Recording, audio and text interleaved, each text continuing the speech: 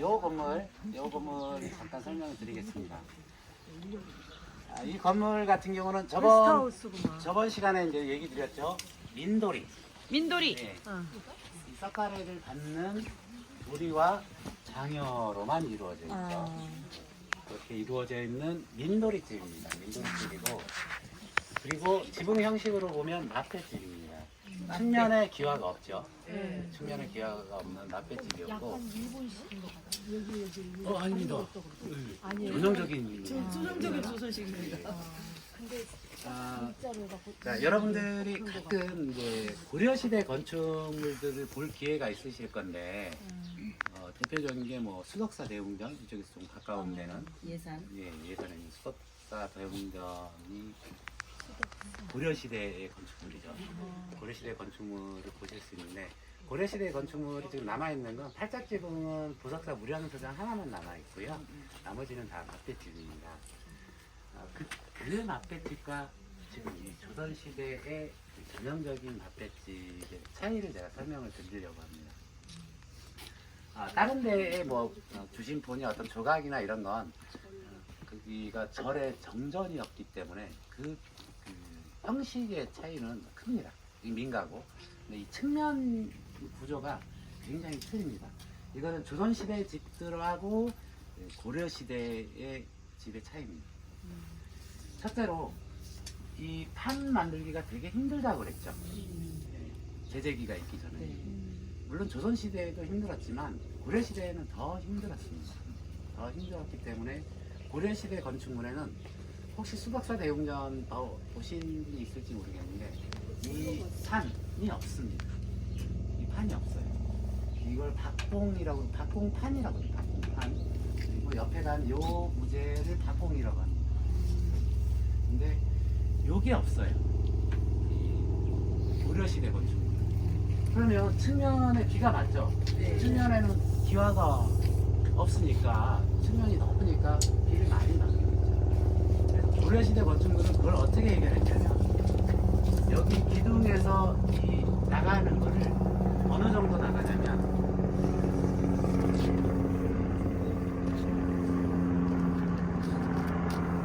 이 정도 나갑니다. 이 옆에 쭉 나가는 게 8자 정도 나가요. 그러면 이게 많이 나가니까 측면에서 비 오는 것도 많이 있었는데 그러면 구조적으로 문제가 생기지 않을까요? 왜냐면 기둥이 있고 한 8자 정도면 기둥이 또 하나 서야 되는데 기둥이 없이 그 측면 지금 지붕 위를 보시면 기와 많이 있죠. 내림마루라고 그러는데 내림마루에 기와를 여러 개 겹쳐가지고 기와가 많이 있습니다. 그럼 구조적으로 굉장히 불리한 집이었죠. 측면에 많이 나와서 이걸 갖다가 또 저희 목수들도 이해를 잘 못해서 그 고려시대의 건축물을 조선 초에 지어졌는데 고려시대 기법대로 지은 그 문화재를 보수를 했는데 보수한 지 3달 만에 지붕이 무너질 뻔했어요. 문화재를 보수했는데 보수한 지 3달 만에 지금 무너질 뻔했던 이유는 목수들이 구조를 이해를 못했던 거예요. 왜 이해를 못했냐면 지붕 속에 구조가 감춰져 있었어요. 그래서 무게를 갖다 보면 지금 이 밖에 나온 무게를 던지는 건 이렇게 나온 이 뗏목 기둥보다 더 빠져나온 이 부재 한 군데, 두 군데, 세 군데, 네 군데, 꼭대기 5군데에서 이 부재들이 받고 있습니다. 근데 이 5부재가 받을 정도가 거의 이게 한계예요. 이 정도가 한계입니다. 이거보다 나가면 그냥 쳐져요. 그 이유가 이 부재가 이 두께로 그대로 나가는 게 아니고요. 여기에 보면 이 보아지라는 부재하고 대들보고 서로 직교로 만나니까 서로 따져요. 만나려면 뭔가 따져야 될 거 아니에요. 나는 좀 져야지. 나 혼자 다 살면 누군가는 완전 죽어버리니까. 이 대들보의 맞춤도, 그러니까 대들보고 돌이, 그 다음에 이 장여와 보아지의 맞춤도 이 평주하고 뒤에 있는 부재하고 맞춤법이 조금 틀립니다. 여기는 서로 반반 나누면 돼요. 서로 반반 나누면 되는데 여기는 보목도 정말 조금 유지할 수 있을 정도만 해요. 왜 나가는 인원들이 힘을 많이 받아야 되니까 다 살아 있어야 되잖아요. 그렇게 이제 맞춤법도 좀 틀리게 하고 그게 그래도 나갈 수 있는 게 이게 맥시멈입니다. 이 이상 나가기 힘들어요. 나가면 많이 쳐집니다. 그래서 지금도 보시면 약간 쳐졌죠. 이 부재를 보시면 이렇게 수평으로 보시면 끝이 약간 쳐졌을 겁니다. 네. 특히나 비가 와서 이 박공판이 물에 젖으면 물의 무게까지 합쳐져서 굉장히 무거워지겠죠. 이 정도가 한계입니다. 그럼 고려시대 때는 어떻게 했냐면 이렇게 가로로 오는 부재를 지붕 속에 숨겨가지고 무수히 많이 보내요.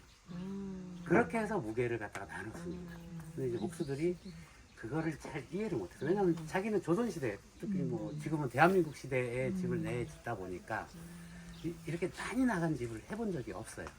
그러다 보니까 그것만 너무 쉽게 생각을 해서 3개월 만에 다시 큰일 날 뻔했습니다. 큰일 날 뻔해가지고 그 문화재 이름은 이제 얘기를 하면은 혹시 누가 될까 봐서 알았는데 이제 공식적으로 나온 건 아니고 무너질 뻔해가지고 준공하기 전에 무너질 뻔해서 다시 얼른 기와 다 걷어내고 다시 보수를 했던. 지붕 속에 숨겨있다는 뜻이 어떤 뜻인가요? 이런 부재를 이렇게 가로로 그 힘을 받을 수 있는 부재를 안 보이는 거죠? 이 안에 요 밖에는 이 구조들을 받을 수 있는 나무들밖에 배치를 못합니다. 지붕 속에 숨어져 있는 건 중간중간에 많이 보낼 수가 있죠. 가로로 길게 도리 같은 부재를 길게 가로로 많이 보내가지고 지붕 위에서 무게를 이미 다 경감을 시켜서 밑으로 전달을 하는 거예요. 아까 다시 한번 얘기 드리면 지금 이런 맛배지붕의 옆에서는 다 돌이들이 다 보이잖아요. 여기가 밭이죠. 밑에서 그렇죠. 예, 예. 밭이죠. 네. 그리고 석가래 위에 뭐 흙이든 뭐 나중에 최종적으로 기와 마감이 되죠. 근데 높이 차이가 한 이만큼 납니다. 이만큼. 거기에 중간에 이런 것들을 많이 보내요. 그래서 요 위에서 이미 기와 무게하고 이걸 갖다 전달해서 이쪽으로 보내죠. 석가래하고 안 닿게 살짝 띄워요. 그럼 기와 무게나 이거는 석가래로 안 오죠. 여기에 받아서 이쪽으로 이미 전달을 해버리죠. 이걸 갖다 많이 보냈으니까. 일종의 가로된 석가래로. 네, 가로된 도리를 석가래, 위에다 석가래 많이 역할을, 보낸 거죠. 이게 석가래 역할을 한 거지만. 예, 석가래 무게가 오기 전에 이미 기와하고 흙의 무게를 옆으로 전달을 시켜버립니다. 네. 자, 요즘 기와입니다. 근데 혹시 남자분 한번 오셔가지고 양쪽 무게 한번 들어보고. 이게 어떤가요? 무겁죠? 아닌가요? 옛날 게 무겁겠지. 옛날 게 옛날 무거운 거 같아. 새우를 먹었으니까 그치 옛날 게 무겁겠지. 가벼워 보여 이거. 옛날 게 무거운가요? 네. 제가 잘못 가져왔을까요? 아 그래요? 네. 요즘 게 무거워요? 옛날 거지 가볍죠. 옛날 기와하고 요즘 기와하고 하면 원소 바꿔볼게요. 무게 차이가 되게 많이 납니다. 지금 요거는 조금 덜 나는 편이긴 한데 기와 공장이 있습니다. 동부여업이라고 기와 공장이 있어서 지금도요? 네 지금도 있습니다. 제가 이제 요거 자, 이렇게 보시면 이게 옛날 기와고요. 원래 열렸던 기와고 요게 요즘 기와입니다.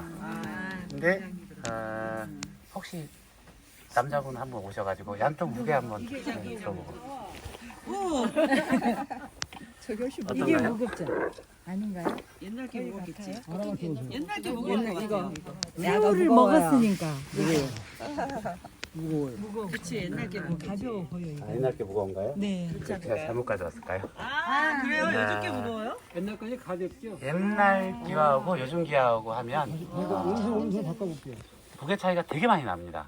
지금 요거는 조금 덜 나는 편이긴 한데 옛날 문화재를 번화한다고 그러죠. 기와만 드러내고 다시 새 기와로 입히는데 요즘 기와는 KS 규격에 맞춰서 해야 됩니다. 네.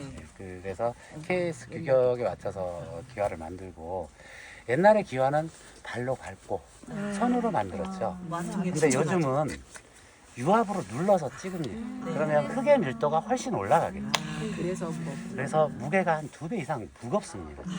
문제는 구조틀은 똑같은데 기와 무게가 한두 장도 아니고 한 이 정도 규모면 기와가 10,000장 정도 들어갑니다. 10,000장 정도 들어가는 게 2배 이상의 무게가 간다고 그러면 문제죠. 문제가 되죠. 네. 그래서 초창기에 문화재 보수를 할 때 이 문제가 심각하게 좀 문제가 됐습니다. 그리고 우리 집 옛날에 분명히 기와 얹었는데 새기와 얹을 이게 안 되는 거죠. 아하. 네, 이런 문제가 이제 초창기에 좀 많이 됐었고 근데 지금 그 기와를 기와는- 얇게 만들면 되지 않아요? 가볍게? 교수님 잠깐 잠깐만 지금은 가스로 네. 할 거 아니야. 그렇게 지금도 장작 그 차이도 조금 있을 수 그게 있겠죠. 화려하게 있어요. 근데 이제 보다 큰 차이는 뭐냐면 이 밀도의 차이, 밀도의 차이. 지금 기와들은 많이 그나마 개량화가 돼서 이걸 상당히 얇게 만든 겁니다. 케이스 기와도 상당히 얇게 만들었지만 더 이상 얇게 하긴 좀 어려워요. 이제 기와 회사별로 품질 차이는 있습니다. 우리가 이제 기와 같은 경우는 그 고령 기와가 가장 품질이 좋아요. 고령기와. 예, 그리고 대신에 가격이 조금 더 비싸죠. 네.